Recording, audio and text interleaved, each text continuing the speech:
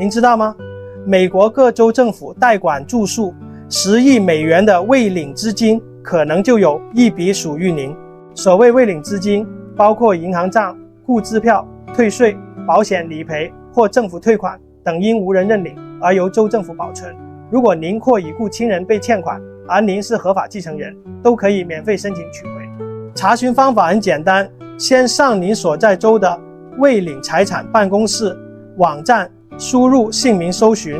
若您曾在其他州居住或工作，也应一并检查。需要注意，没有单一网站能查到所有资金，必须分别在不同官方资料库搜寻。例如，全国州政府未领资金入口网站 unclaim.org， 联邦政府退款及退税查询 ua.gov/unclaim-money， 只要花几分钟上网，也许就能找到属于您的隐藏财富。